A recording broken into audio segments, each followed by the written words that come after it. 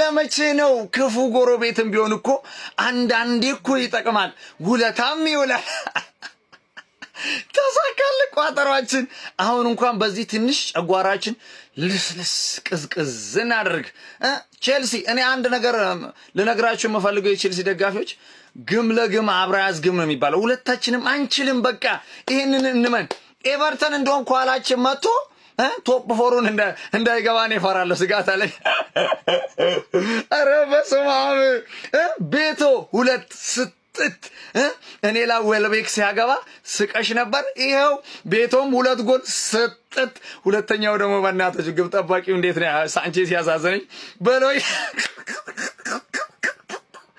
ሶስተኛው ጎል ንደይ እንዴት አባቱ ነው በእናታችሁ ይሄ ተጫዋች የሚችለው አረ በስመ አብ በእውነት ነው የምላችሁ እኔ ይሄንን ተጫዋች እንዴት አባቱ እንደሚችል ለምን ትልልቅ ክለቦች እኮ እንደማይመለከቱት እውነት እኔ ዲያዝ ከወጣ በኋላ ይሄንን ተጫዋች እውነት አንዳንዴ ይመለከተዋለሁና በቃ ለሊቨርፑል ብዬ ማስበው ተጫዋች ነው እውነት ጋክፖ ቅጥል ስለሚያደርገ ለማንኛውም ግን ተሳክቶልናል እኔ ከዚህ ማህበረሰብ ወጣ ለማለት እኔ አፍራለሁ ከዚህ ማህበረሰብ ጋር ለቶፕ ፎር እጫወታለሁ ማለት እኔ አፍራለሁ ወጣደራለሁ ማለት እውነት እኔ ለቶፕ ፎር አይደለም ሁለተኛ ላለመሆን ነው እየተፋለምኩ ያለው ሶስተኛነት ለዛው ለመርጋት ማለት ግን ትላንት ቋጠርክ ወንድሜ ብዬ ባስጠጋ ተቋጠረብኝ ነው በማንም እንትን ሲዘልፈ አንተ ለንደንን ታስከብራለህ ብዬ ባመጣ ቋጠርክብኝ እኔ አቋጠርኩብህ ምሪዲ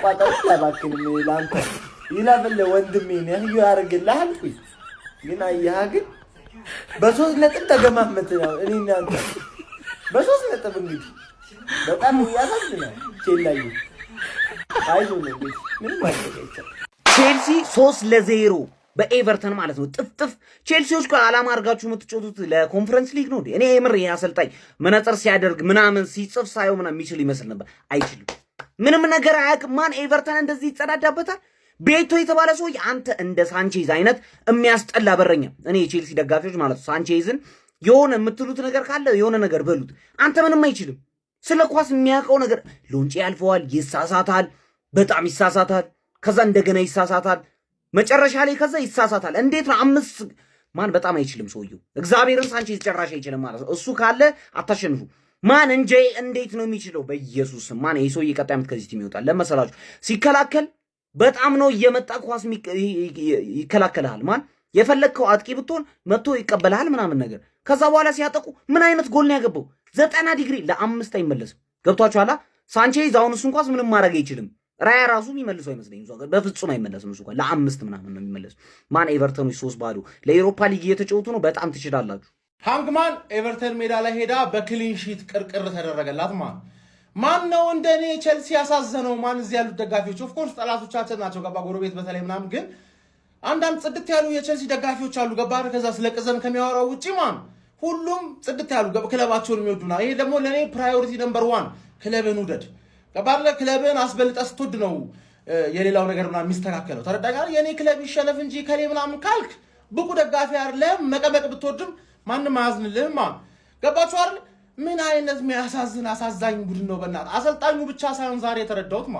ማሬስካ ጽድት ያለ ማናጀር እንደሆነ የበለጠ ምክንያቱም ተጫዋቾቹ ባይችሉም እነዚህ ተጫዋቾች ይዞ ነበር ነው ውጤት ሲያመጣ የነበረው እንዴት ነው ቶፕ 4 የገባው እንዴ በጣም ማይችሉ ተጫዋቾች ፎፋና ለሁለተኛው ጎል ምን አባ እየሰራ ነበር ማልቀስ ነው አንተ የምትችለው ማልቀስ በዚህማ ፕሌየር ሬቲንግ ይሰራል ፕሌየር እንደ ሐሳብ ባትቋጥሩስ ምክንያቱም ማንቸስተር ዩናይትድም አስቶን ቪላም ሊቨርፑልም ሳይሸነፉ አቻ ብቻ እየወጡ ቶፕ 4 ይገባሉ አንቺ በዚህ አይነት ኤቨርተን ይቀርምሻል ኤቨርተን 3 ነጥብ ደረሰብሽ ኤቨርተን ደረሰብሽ በርግጠኝነት የሚቀጥለው ሳምንት ይቀለብልሻል ገና ብሬንትፎርድ አለ ምናምን ኒውካስትል አለ ቶፕ 4 ኮንፈረንስ ሊግ አትገቢ አሳዛኝ ነሽ በቃ ከዚህ ክለብ ማን ነው መውጣት ያለበት ብትሉ ሁሉም ኤንዞ ፈርናንዴዝ ደግሞ ይሆነ ሪያል ማድሪድ እንደሚፈልገው ምናምን ነገር ልውጣ እችላለሁ ምናምን ወዴት አባረም ተወጣው ገባርለ ብራይተን ራሱ ማን ነው ከፍላቸው ነው የሚወስዱ ዱቄት 100 ሚሊዮን ወጥቶብህ እዚህ ምናምን ትላለህ እንዴ አድክም ይሁን ሰውዬ ወኔ ብቻ አድክም ወይኔ ወንድም ጥላ አስተካክሎን የገረፈሽ ኤቨርተን እኮ ተናግሬያለሁ። አንድም የሚደርስብኝ ቡድን የለም። ዛሬ ብቻ ማለት ነው 6 ነጥብ ነው ያገኘው። እዛኛው የሁልቤክ መጫወቻ ሆነ፣ እዚህ ጋር የቤቱ መጫወቻ። ነገ ደግሞ ስርዓት ያላት አስቶን ቪላ ላይ ቆንጆ ቋጠሮ አለችብን ማለት ነው። ወንድም ጥላ እያሳዘንከኝም ቢሆን ምንም ላደርግ አልችልም። ራስ ወዳድ መሆን ግዴታ ነው በዚህ ቻለም ስትኖር ማለት ነው። ዛሬ ክለቦቹ አቃጥለው ሊገሉኝ ነው። ዛሬ ከኔ ጋር ነው ችግራቸው። ቅድም ብራይተን ሊቨርፑልን 2-0 አሸንፎ አርሰናል ላይ አትበርታና እዚህ ሊቨርፑል ላይ 2 ጎል አግባ በሜዳ 1 ጎል ሳታገባ ውጣና እዛ አርሰናል ላይ አልኩኝ። ይሄ እከክ የሆነ ኤቨርተን ደግሞ እከክ የሆነ ኤቨርተን አርሰናል ላይ 1 ጎል አያግባ ወይ ተከላክሎ አይውጣ። እንደዛ ስንት ቻንስ አንግል እየገጨ ምናምን ስቶ 3-0 ዛሬ ቼልሲን ሲነጠልጥ እግራችሁ ምንድነው ከአርሰናል ጋር ሲሆን ቆማጣ የሚሆነው? ኧረ በኢየሱስ ስም ስለምትፈሯቸው ነው? እስቲ ንገሩኝ። ለማንኛውም ቶፕ 4 አንፈልግም ይመስላል። ከሲቲ በታች ያሉት ክለብ እንዳለ ከማንቸስተር ዩናይትድ ውጪ ቶፕ 4 አንፈልግም ይመስላል። አንፈልግም ማንቼም እስቲ ከዚህ በኋላ እናያታለን። ትናንትና ከቦርንማውዛቸው ወጣለች፣ ግን ያው ቀይ ምናምን ነው ኖርምዬ ነው። እነዚህ እከከከክ ቡድኖች ግን እያቃጠሉኝ ነው። ቦርንማውዝ ከዩናይትድ 2 አግብታል፣ ቀጣይ ካርሰናል።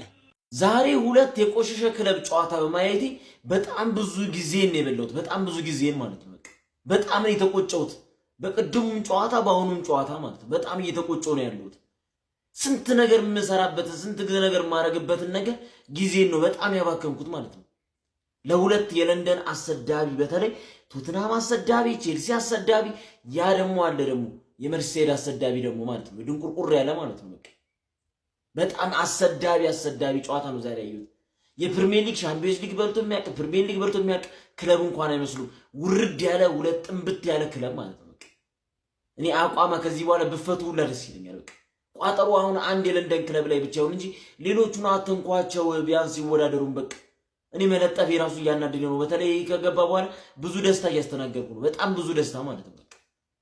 እና በቃ ይሄ ተዋቸው። በቃ ቼልሲ ሊቨርፑል ምናምን የተባለ ክለብ ፍቱ። በቃ ደስ አይልም። በቃ ኤቨርተን ላይ ብንቋጠር ይሻላል፣ ዌስትሃም ላይ ብንቋጠር ይሻላል።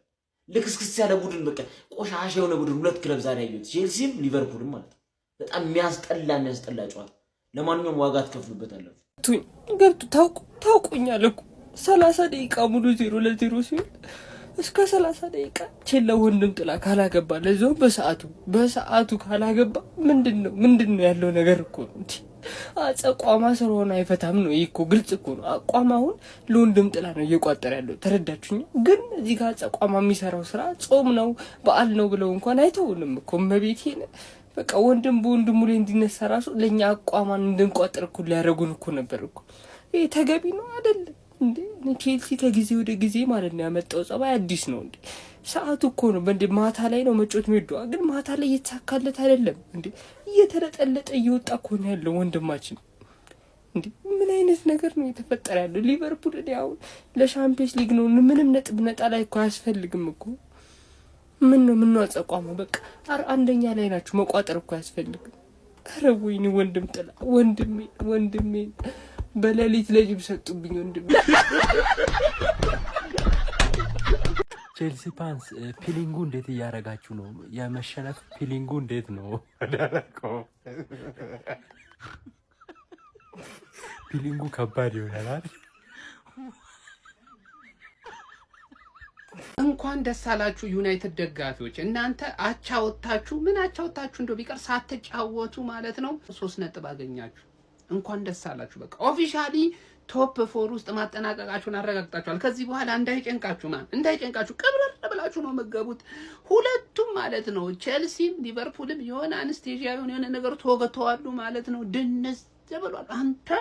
አንተ የቼልሲ ደጋፊ እኮ ተማሙታ አፈር በልተን ኤቨርተንን ያሸነፍከው እንዴት አንተ ለዋንጫ ጮታለሁ ትላለህ ብሎ መጥቶ እኔን እኮ ሲረግጠኝ ነበር። ባለፈው በጣም በቅርቡ ይኸውላችሁ አያችሁ አይደለ? እናሳ እኔ መጥቶ የቼልሲ ደጋፊ ሲናገረኝ ኤቨርተን ተሻሽሏል ከባድ ቲም ነበረ እናንተ ስላልተረዳችሁኝ ነው ግን ብዬ እኔ እንዲህ ያለኩና አልቅሼ እምባዬን ወደ ላይ ነው የረጨው። ይኸው ዛሬ ሰራ ቼልሲን አሯሩጠው ለቀቁት። ጎበዞች አያችሁት የእጃችሁን አገኛችሁ። ይመቻችሁ።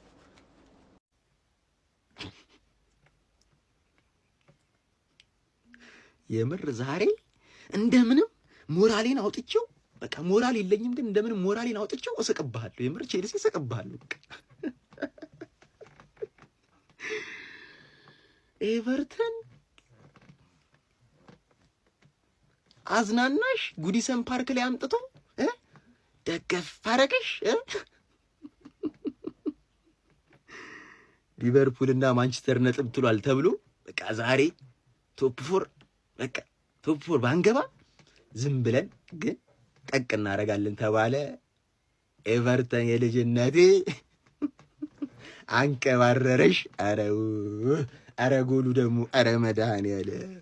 አረ ወገን ፕሪሚየር ሊጉ ምንድነው እያስመለከተን ያለው? እንዴ የቶፕ 4 ፉክክር እኮ ነጥብ በመሰብሰብ ሳይሆን በመጣን ነው ተጠናክሮ እየተመለከትን እየቀጠለ የሚገኘው። በ31ኛ ሳምንት እንግሊዝ ፕሪሚየር ሊግ መርሃ ግብር ወቅታዊ ብቃቱ ጥሩ ያልሆነው የሊያም ሮሰልየሩ ቼልሲ ከሜዳ ውጪ በመጓዝ የዴቪድ ሞይሱን ኤቨርተንን ገጥሞ የ3-0 ሽንፈት ገጥሞታል።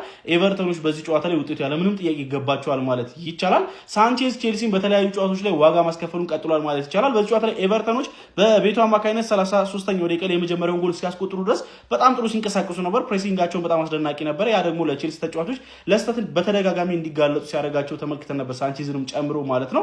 ታዲያ 33ኛው ደቂቃ ላይ በጣም በግሩም ሁኔታ ከጋርነር የመጣለትን ኳስ ቤቱ እንግዲህ በቺፕ በመጨረስ ኤቨርተን ቀዳሚ ማድረግ ቻለ። በድጋሚ ሁለተኛ ጎልም እንግዲህ 62ኛው ደቂቃ ላይ ቼልሲዎች ለማጥቃት ጥረት በሚያደርጉበት ሰዓት ላይ በካውንተር አታክ አጋጣሚዎች በማስቆጠር እንግዲህ ኤቨርተን 2-0 መሪ ማድረግ ቻለ። ከዛ በኋላም እንግዲህ ማሳረጊያውን ጎል ኢንዳይ 76ኛው ደቂቃ ላይ በጣም በግሩም ሁኔታ በከርል ጎል አስቆጥሮ እንግዲህ ኤቨርተኑ ጨዋታውን 3-0 ማሸነፍ ችሎ ነበረ። የግብ ጠባቂዎች ዲፈረንስ በአንድ ቡድን ላይ ምን ያህል ልዩነት እንደሚፈጥር የተመለከትንበት ጨዋታ ነው ብዬ አስባለሁ። ኤቨርተኖች ክሊንሺት ለመጠበቃቸው የፒክፎርድ እንቅስቃሴዎች በጣም ወሳኝ ነበሩ። ቼልሲዎች ደግሞ በአንጻሩ በተለይ የቤቱ ሁለተኛ ጎል ሲቆጠር የሳንቼዝ ድክመት በጣም የታየበት ነበር። በተለያዩ ጨዋታዎች ላይ ቼልሲን ዋጋን እያስከፈለ እየተመለከት ነው የምንገኘው ተጫዋች ነው ማለት ይቻላል። በጨዋታ እንቅስቃሴ ረገድም ኤቨርተኖች በጣም የተሻሉ ነበሩ ይዞት ከገቡት ስትራቴጂ አንጻር ብሎ ማለት ይቻላል። ዴቪድ ሞይስ ጎል አስቆጥሩ። ከዛ በኋላ በደንብ ነበረ ወደኋላ ተስበው ከኳስ ጀርባ ሲከላከሉ የነበረው። ከዛ በኋላ የካውንተር አታክ እድሎችን ነበር ለመፍጠር ጥረት ሲያደርጉ የነበረው። ለማንኛውም ቼልሲ ቶፕ 4 ውስጥ የመግባት እድሉን ሳይጠቀምበት ቀርቶ ለጊዜውም ቢሆን 48 ነጥቦችን በ106ኛ ደረጃ ላይ ተቀምጧል። የዴቪድ ሞይሱ ኤቨርተን 46 ነጥቦችን ይዟል። ስለዚህ ጨዋታ እናንተ ምን ትላላችሁ? ሐሳባችሁን አጋር። የፕላስ ምልክቱ መጫ እንዳትረሱ። እኔ ቤቶ ተጸዳዳብን፣ በቃ ስራውን ሰራብን። ቤቱን ሰርቶ ተጸዳድቶብን ነው የቆየው ዛሬ። እኔ አሁን እኮ መናደድም ጨረስን እኮ እግዚአብሔር። ወዴት እንናደድ? አለቀ እንዴ? መናደድም ያልቃል እንዴ? ምናምን እንዳትሉ፣ ያልቃል እግዚአብሔር። እኔ ምንድነው አሁን እንደዚህ አይነት እግር ኳስ አለ?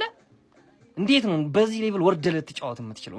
እኔ ወይ ልላልኩኝ መሸ በሌሊት አይባል ገባ።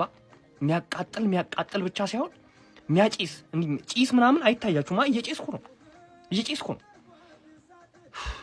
እኔ ዲፌንስ እንጨት አቁመን ብንጫወት የተሻለ ኳሶችን ብሎክ ያደርግልናል ብያለሁ ከዚህ በፊት። እሱ ነው የሚሻል ከዚህ ዲፌንስ። በኢየሱስ ክርስቶስ ስም በስመ አብ ወወልድ ወመንፈስ ቅዱስ። ወዳጆች መሬት መንቀጥቀጥ በኢየሱስ ስም። እናንተ የሚያስፈራ ነው። በስመ አብ ወወልድ ወመንፈስ ቅዱስ አምላክ